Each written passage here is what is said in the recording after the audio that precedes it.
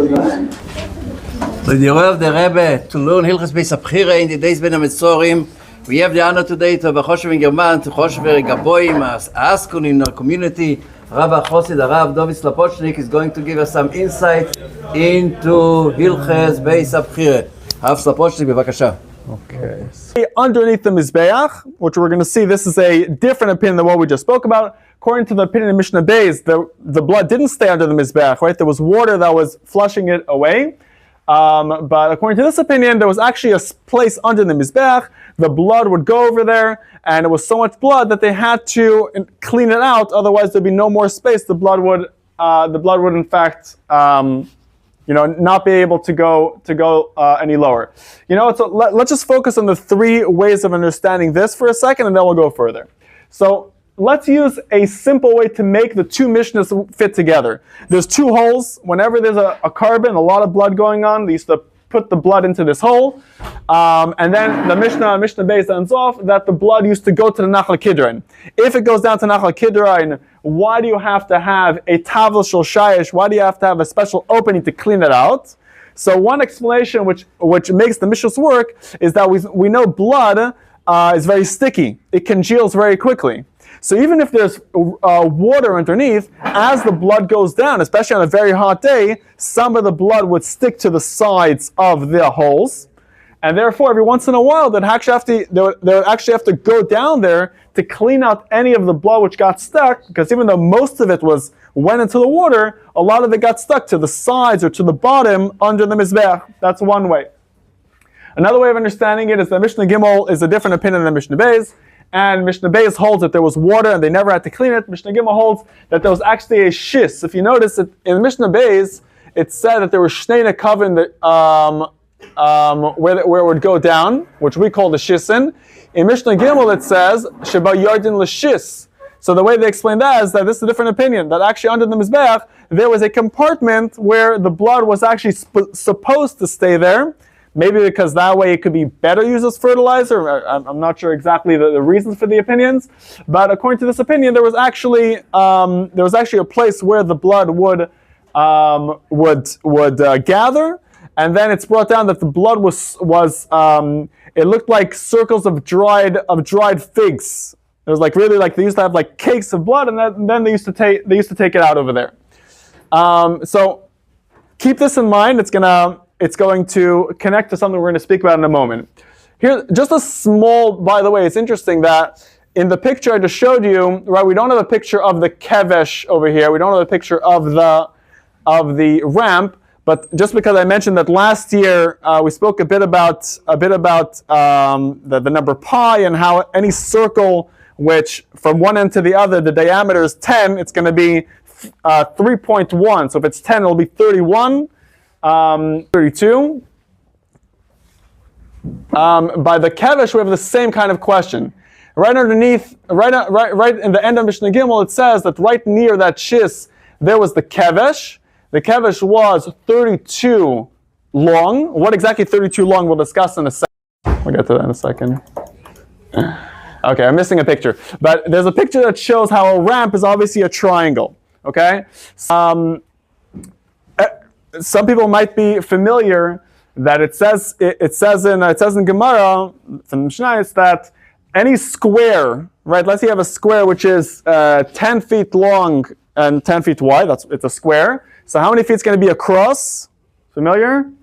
About 14. Rashi puts it is shtei chumshin, 2/5. The exact number is obviously a little bit different, and the way that number is calculated is like this.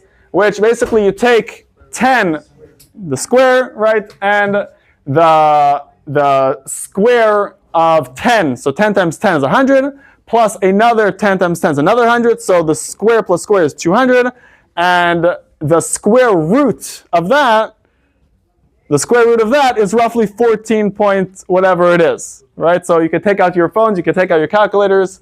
Actually, if I had to run the numbers over here, but we'll get that in a second. So I don't have the actual picture, but it's interesting that the kevesh, there's different opinions about how it was, whether the bottom of the kevesh was the 32, which means that the slope would actually have to be more like 33.2, Or the other way is that the slope was closer to 30, and then the height of the kevesh was 9 tefachim, because the whole mizbeach was 10 tefachim with the keren, so the height of the mizbeach was 9. And if you run the math, which unfortunately I don't have over here, actually I do have it. I have part of the math over here.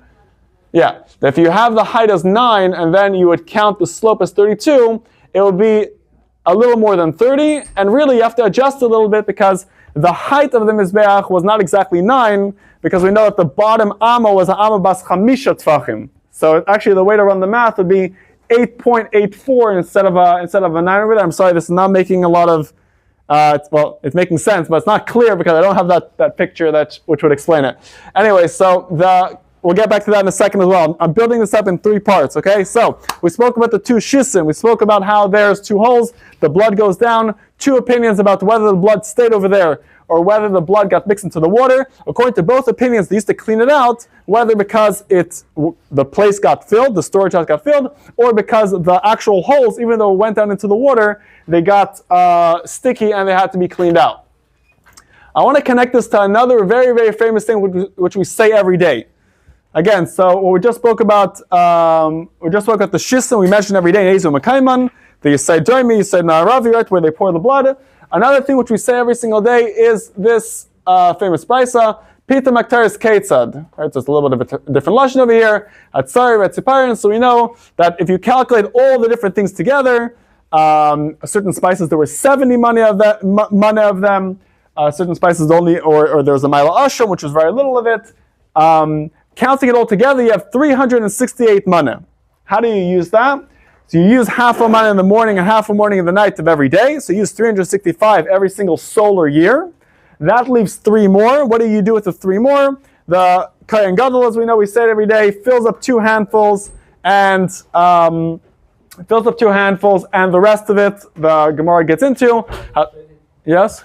Before the take off the 3 extra money, or after 368 you split into 2, or the 365? Oh, okay. You skipped to what I didn't mention yet. I'm going to mention that in a moment. Yeah. So I might just mention what I was going to get to. So in this part of the brisa, all it says is that there was 368. They used to use up completely 365, right? Every single day, a full mana. And then Erev Yom Kippur, they had 3 extra. Now, at the end of this Amud, which we say also every day, I hope I have it. I'm sorry, I didn't prepare the picture so well, apparently. I'm sorry. At the end of this Amud, which we say also every day, Achas l'shishim or l'shivim shana, haisaba shirei, the shirayim would be l'chatzayin, would be left over. Every 60 or 70 years, they would be able to use that leftover 3 mana, and that would equal up to half. So I say it every day. All of us say it every day, twice a day. And I never actually took the time to just try to figure out the numbers, try to figure out very practically. Why is it that once every 60 to 70 years, did they only have to prepare half of 365? What's half of 365? Around 182 and a half. Why is that? Why every 60 to 70 years do they have to prepare? So in order to do that, we have to know what is a mana. How much is a mana? Okay, so obviously as everything in Torah, there's many shiurim, many opinions. And the shiur that they brought out over here, a mana was 100 dinner, which is 425 grams. Just under 1 pound. So let's call it, obviously this is spices, it's not exactly the same weight as flour, but everyone knows what a 5-pound bag of flour or a 3-pound bag of flour or sugar looks like. It's about this size, right? So if every mana is a little bit less than a pound, so 3 mana is a little bit less than, let's say, half a bag of those 5-pound bags of flour. Imagine a person with the biggest hands, he's obviously not filling up more than a quarter of that, right? So the way that it's estimated is that they use 3 mana, that even if the person with the biggest hands in the world would be able to easily fill up his hand completely from these 3 mana. But how much was it practically? In B'derech Klal, Shir Malei Chafnav was not more than half of a mana. Well, you can imagine, if 3 mana is about almost 3 pounds, a 3-pound bag of flour, no one's fitting a 3-pound bag of flour, or even close to that, in his hands, right? So they say about half of 1 mana would fit in his hand. So once you know that, the math is very easy. Math is very easy, right? So let's say just under half of a maneh. So if you have, let's say, 3 maneh, so 2.6 left, a little less than half you use, 2.6, times the 70 years, right? Times 2 would be 364, right? So 2.6 times 70 is exactly half of that. It's 182. So once every 70 years, it's exactly half. Obviously, like shishim or shivim, because like we said, people can have bigger or smaller hands. But it's very interesting. Again, to me, I found this very interesting because we say this every single day. We say the whole Tanur Rabban at the beginning. We count everything 368, and then a few brises later, we say every 60, 70 years it's half, and it's such simple math because anyone could look up what a maneh is. We know. We just learned Hilchos Chala. We know generally what a maneh is, and the math is almost perfect. Almost. I have to round it up to 2.6 and 2.5, but the math is very, very close. So what I found interesting though is this idea of achas l'shishim shivim shana. It's brought this idea of shishim shivim shana is brought down in several places in the Gemara, and some of the Mefarshim explain that achas l'shishim shivim shana is actually like a manner of speech. What's achas l'shishim shivim shana? A person's years are roughly 70 years. We say in Tehillim that 70 years, if we're strong, it's 80 years. So what we're trying to say is once every 60 or 70 years, which means pretty much once in everyone's lifetime, a person lives 70 to 80 years. So if you saw, let's say, if you saw them preparing the ketairos, that they had half, and therefore they prepared just half of it, when you were very young, maybe 5 or 6 or 7 years old, you might see it one more time in your lifetime, because once every 60 to 70 years it would happen. In other words, according to this opinion, once every 60 to 70 years is a manner of speech. What's interesting is that in this case, so there's a few places in Gemara where it says once every 60 or 70 years. I think regarding the chilazon, it says the same thing, that once every 60 or 70 years the chilazon comes out. Now everyone would agree that it's very hard to say that the chilazon taka comes out once every 60 or 70 years. I'd imagine it's more like, it happens once, and then it doesn't happen for 50 years, and then something very rare usually doesn't happen once every 60 or 70 years. It happens, once, and then 20 years later it happens again, and then for 100 years it doesn't happen. It's around once in everybody's lifetime they'll end up seeing it. But what's interesting is regarding the ketairos, if you do the math, it fits very, very well. Once every 60 to 70 years. And if you look at the Mefarshim, some of them taka say, once in a while it happened. But the math here fits very well. Getting back to what we said in the beginning, which is why I found this so interesting, I wanted to connect the two, because in the beginning, when I said that they had the 2 shisin, and it says over here that there was a tabas that to go and clean it out, in some places the lashon over there is once every 60 to 70 years they would have to go clean it out. Now, over there, itaka sounds like a manner of speech. If there's a lot of karbanis, a lot of yidden bring karbanis, it will be much more often. If chas v'shalom, let's say during the galus, there's less karbanis, so they'd have to clean it out less often. But it would seem that over there, it's just a manner of speech. But then I tried to run the numbers and say, listen, if there's this amount of yidden, and every yid would bring. Okay, this is just a joke. I'm sorry. Every yid will bring a certain. I had to end off with a joke. Usually, you bring the joke at the beginning. I had to end off. But if you run the numbers, you might be able to figure out how the shisim would get full. You have 32 by 32 amis in a certain area, but I wasn't able to run the numbers. But Pe'el Mamish, if it says in a certain place that once every 60 to 70 years they would clean it out, I imagine that it was taka somehow once every 60 or 70. We know that everything in Torah is meduyak. And again, I'll bring up what I mentioned last year, that even though it's so obvious that if the Yam Shel Shleim was 10 across, it's obviously not 30 around. Everyone knows math. It can't be. No, all the Mefarshim push very strongly to say many different opinions that no, it was 30. It's not an approximation.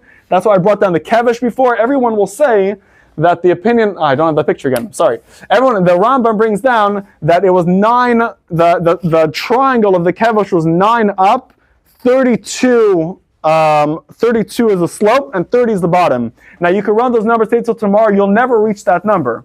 It'll never work, right? Because you'll never get close. 32 by 30 by 9, you'll always get to somewhere 31.2, 31.4, you'll never get to 32. But if that's what the Rambam says, obviously you must say that's meduic and it's perfect, even though we do see that there's certain, what you might call approximations. And again, the way you usually answer this is that, with the material, like we said, if you count the thickness of the walls, you would reach, in fact, that the inner dimension was exactly 30, and that's beyond the scope of, let's continuing over here. Shkach. I forgot to mention everybody should give tzedakah v'tzibur. They love the Rebbe with a shiur. Shkoyach, Rabbi Dov.